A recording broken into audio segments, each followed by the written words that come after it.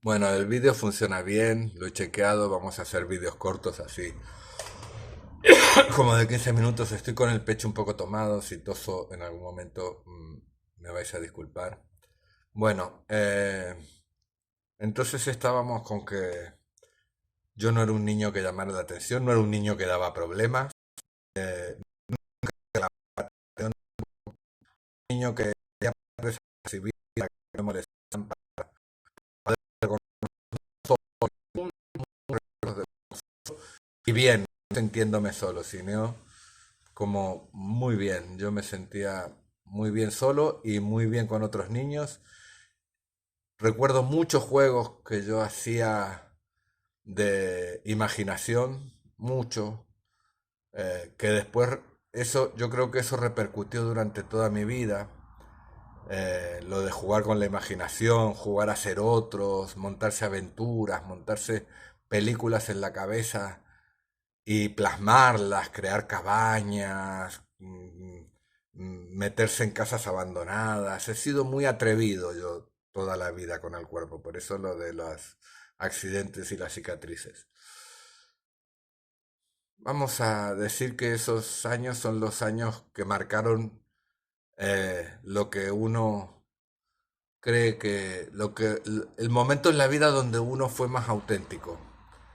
Cuando seáis adultas, preguntaros en qué momento de la vida yo recuerdo que yo era yo sin preguntarme quién era, sin querer nada, sin desear nada, sino estando completamente satisfecha con este mundo y, y con mi realidad, conmigo misma y con el mundo. Si encontráis un momento así, yo os recomiendo que volváis a ese momento porque ahí es donde está, donde, donde sois vosotros, donde vais a encontrar la fuente, porque en esta vida os vais a perder muchas veces en el laberinto de los significados, de lo que se debe hacer, de lo que no se debe hacer, de qué carajo se hace en esta vida, de qué hago con mi vida, qué hago con mi ser, de quién soy yo. Todas esas preguntas nos terminan metiendo en un laberinto en el que a veces nos perdemos y no sabemos nada, no entendemos nada. Y una de las formas de entender algo es buscar en algún momento donde uno ha sido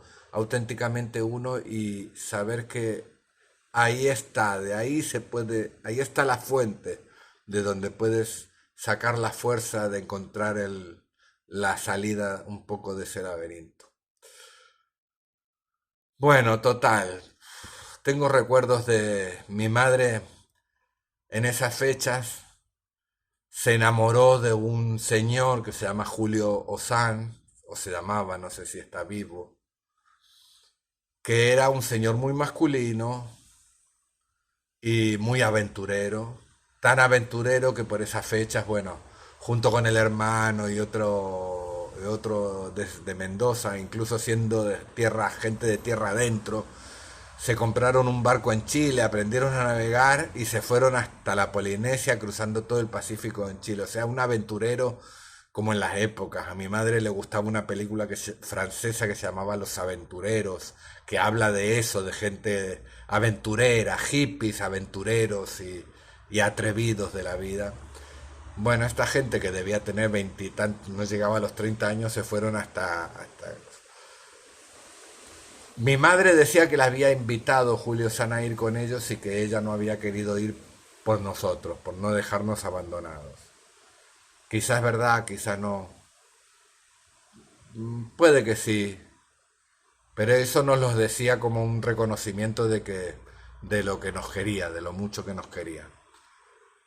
Supongo que mi madre no, a mi hermana, con mi hermana tenía una relación más conflictiva, siempre la tuvieron, son dos mujeres. Conmigo tenía una relación más normal, yo creo. Yo no tengo mayor recuerdo de conflicto con mi madre, pero a quien realmente amó mi madre mucho fue a mi hermano. Eh, a ver, ¿qué más puedo contar? Yo vivía con mi abuela, mi bisabuela había quedado sola en San Rafael en esa época, o sea que vivíamos con mi abuela y mi bisabuela debía pasar tiempo también en Mendoza, en nuestra casa.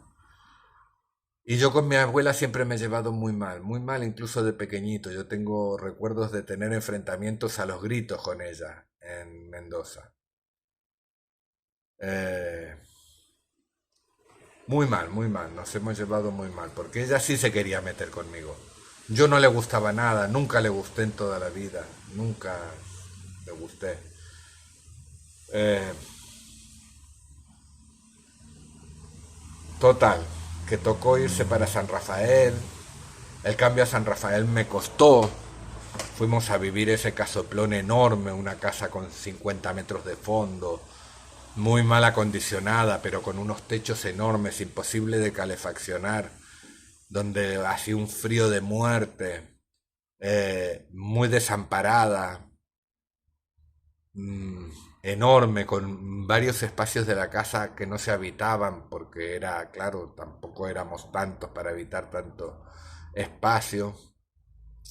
Y ahí fuimos a vivir, sí, con mi bisabuela, mi abuela, mi madre, mi hermana, yo y mi hermano. O sea, no había ninguna figura masculina. Creo que eso sí me marcó, que yo hubiera querido tener una figura masculina.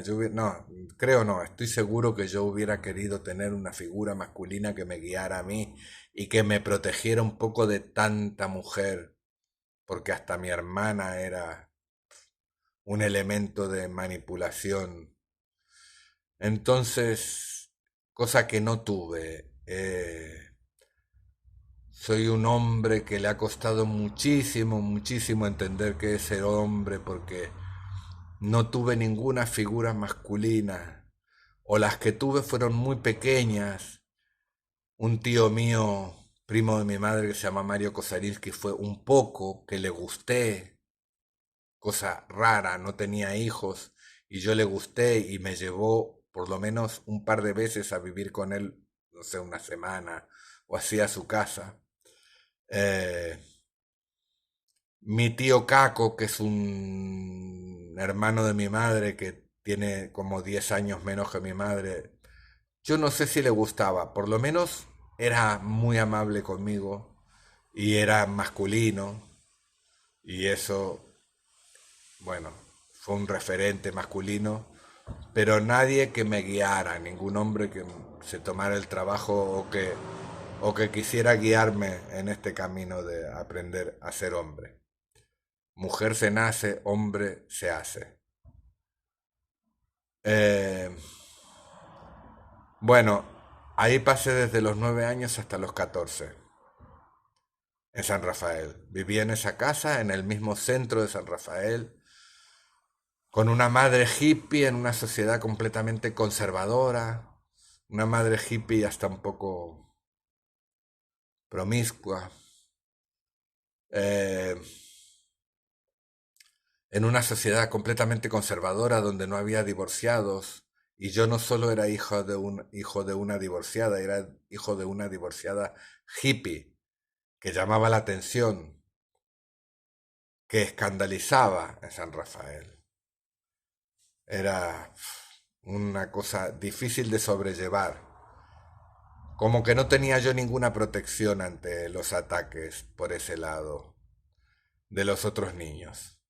Más que mentir, engañar, decir que mi padre trabajaba en Buenos Aires y iba de vez en cuando a San Rafael para no decir que estaban divorciados o decir que, que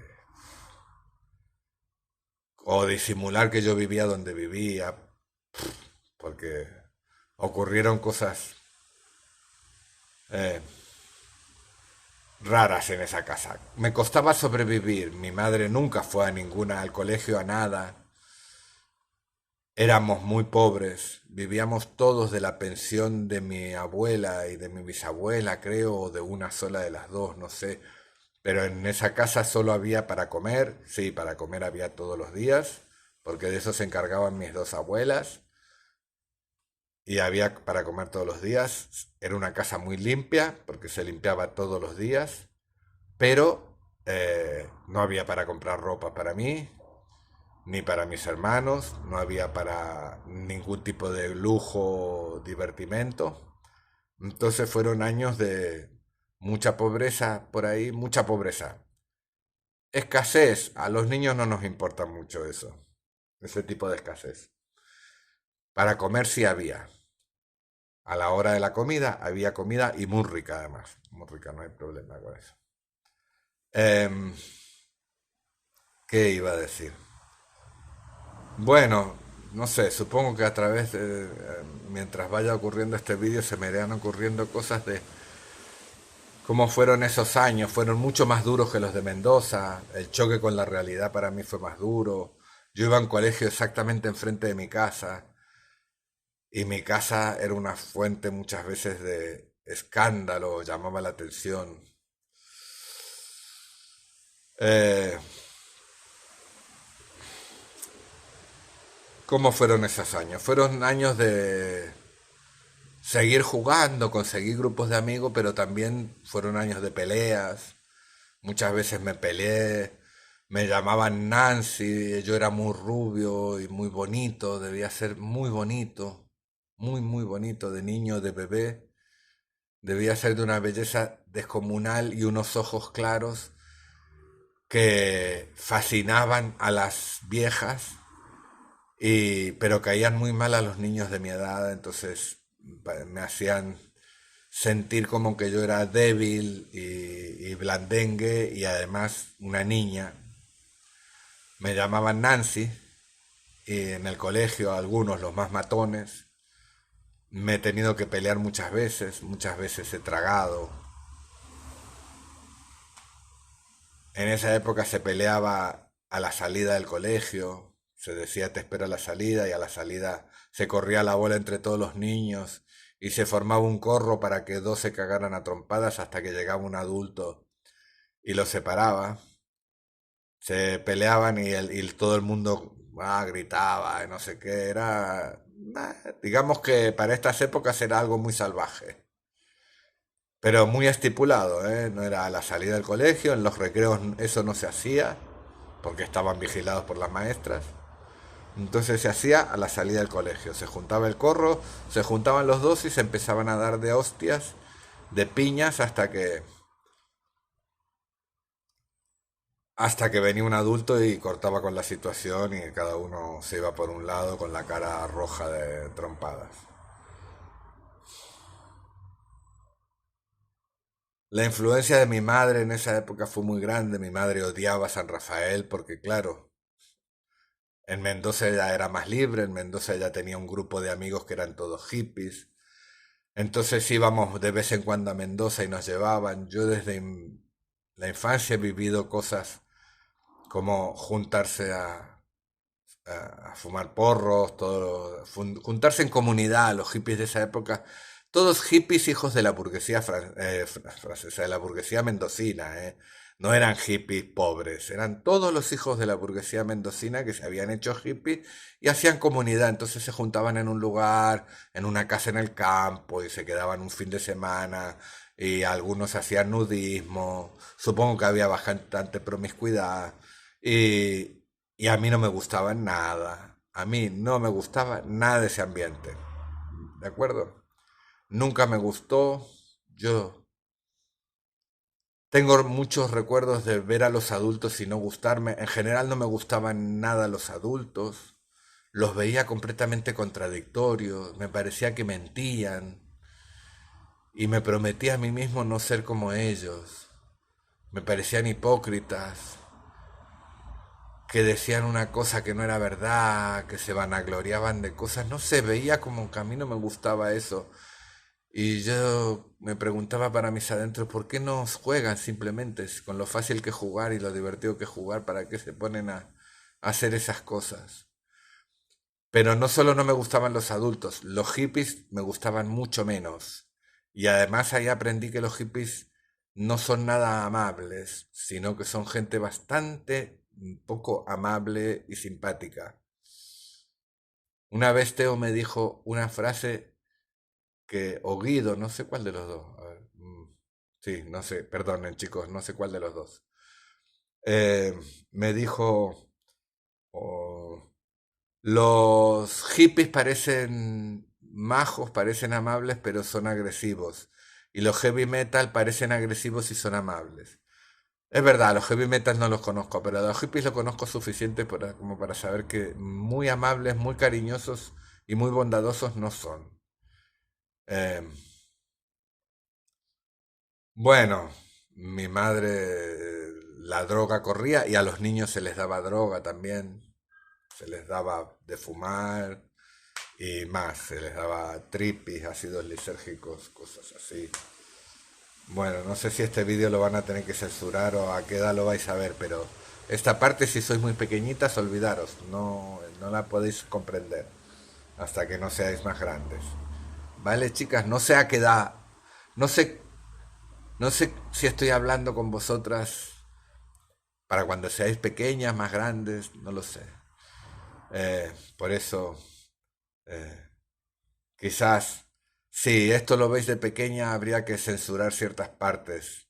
Se le dejo ese trabajo a Teo, que me ha pedido que haga estos vídeos. Teo, mira estos vídeos y si es necesario presentárselos a Clara y a María, y son pequeñitas, pues tendrás que censurar ciertas partes y mostrárselas cuando tengan edad para verlos. ¿Vale? ¿Quedamos en eso? Vale, muchas gracias, Teo. Eh, Bueno, a ver, voy a parar el vídeo, voy a hacer vídeos cortitos así.